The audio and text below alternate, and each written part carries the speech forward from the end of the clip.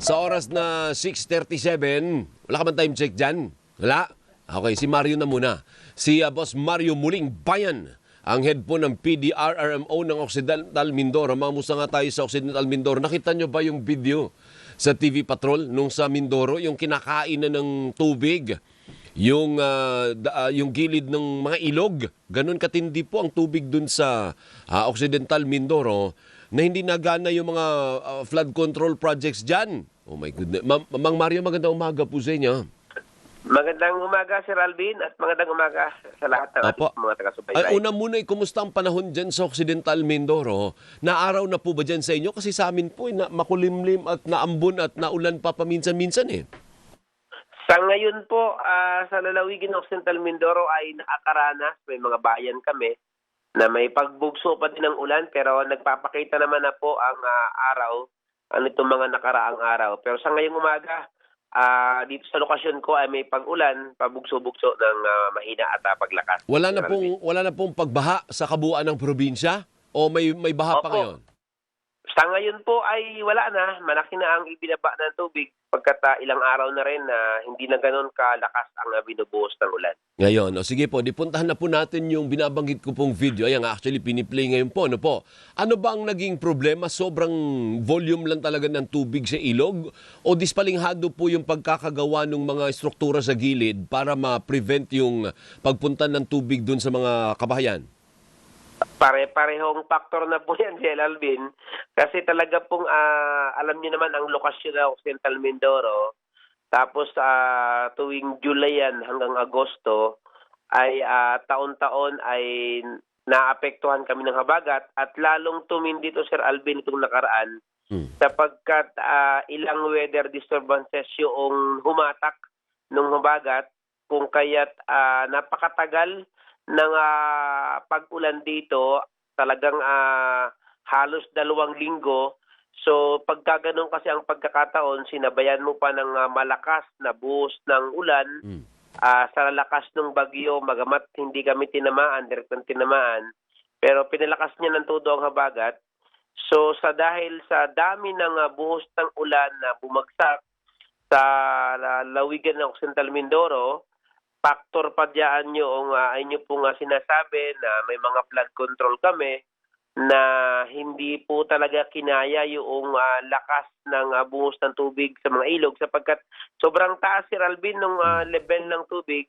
So kung bakit nagresulta yan sa mga lugar namin na marami kaming binaha at umabot ng mahigit 400 pamilya sa iba't ibang bayan na merong humigit kumulang 1,500 individual ang naipasok po ng ating mga kasamahan sa munisipyo, sa evacuation center, sa ligtas na evacuation center, Sir Alvin. Opo. So, anong paliwanag doon?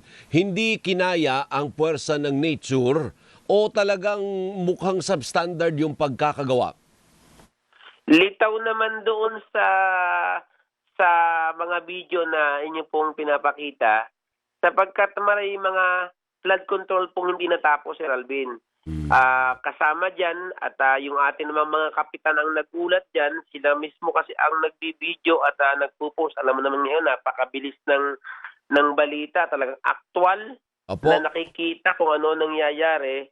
So talagang marami ang hindi natapos na mga proyekto, kaya nga ang panawagan natin, ating mga barangay at ang ating mga kababayan, na sana ay tinapos, tapos noong makikita mo talaga, noong nasira siya ng rumaragas ang tubig, makikita mo talaga yung katotohanan na yung ginawa ay hindi ganon kapulido at kaya nung binangga ng malakas na ragasan ng tubig, talagang madali siyang maapektuhan at madali siyang magiba. Kanino po yun, Sir Mario? Kaninong proyekto yan ang hindi natapos?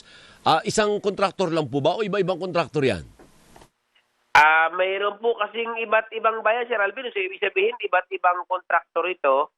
So, mayroong din, nung mga nauna pa ay mayroon sa Abra de Ilog, meron din tayo sa Sablayan. So, magkakaiba po itong kontraktor. Itong pinapakita, yung pinapakita, Mario, ngayon, yan, kagaya niyan. O, nakita mo, ang liliit ng kable, ng tawag mo doon, yung pampatibay, Saan lugar ire? yung video na yan? Kung di ako nagkakamali ay Abra de Ilog kasi dalawang bayan naman yung naapektuhan, Sir Alvin eh. Oh, so sa Abra de dalawang bayan Ilog, may flood control. so sa Abra de Ilog, sinong kontraktor dyan? Hindi ko na siya masyadong ma-recall, Sir Alvin, pero yun nga, tama po kayo, yung pinapakita, medyo maliliit talaga yung bakal. Oh. At makikita natin yung laman niya. Sadya naman siyang may buhangin, pero pangita doon sa video na ina-upload, ay talagang napakaliit ng mga bakal at napakanipis noong So simento. dapat ho ba may managot dito? O pwede nilang gawing excuse na hindi? Kayo na mismo nagsabi, ang tindi ng ragasan ng tubig ulan eh. So talagang kahit gaano katiba yan, pag ganyang katindi yung tubig, na pagragasan ng tubig, galing sa bundok, hindi talaga makakasurvive yung mga structure. Tama po kayo at sana napag-aralan ng mabuti. Kasi alam mo, lumutang na yan noong mga una pa na nagkaroon ng balita tungkol sa mga proyekto ng flood control sa Occidental Mindoro. Sana ay napag-aralang mabuti at na-implement ng maayos. Alam mo, talagang iyaan sana talaga ang pipigil sa mga pagbaha na naranasan ng lalawigan.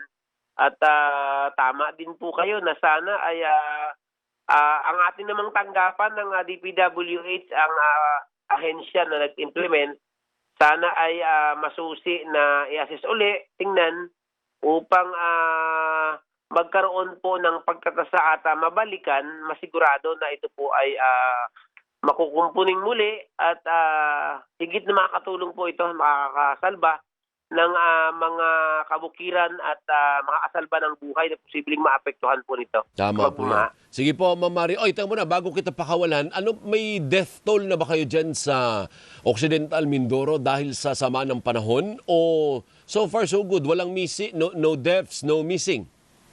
Yun naman po ang pinagpasalamat natin sa Panginoon sapagkat sa ngayon po ay wala pong Ay, salamat sa nababalitang konektado na nagbuwis ng buhay dahil po dito sa aming naranasan. At sana manatiling ganyan. Ano po? Kasi tuloy-tuloy pa ito sa man ng panahon. Ano po? Mabuhay kayo dyan sa Occidental Mindoro, Mario. Mag-ingat ha. Salamat po ng marami, Sir Alvin. Maraming salamat si Mang Mario Muling Bayan, ang head po ng PDRRMO ng Occidental Mindoro. Teka muna, bago tayo mag-commercial, alam nyo bang pasok na si Pinay tennis star Alex Ayala sa round of 32 ng Cincinnati Open sa Amerika. Galing nung Ayala, pinatumba po ng world number 20 na si Ayala ang world number 74 na si Elena Gabriela Rus ng Romania sa loob ng 2 set. Ay matatapos na sana ni Ayala ang second set nang itigil po ang laban dahil sa injury.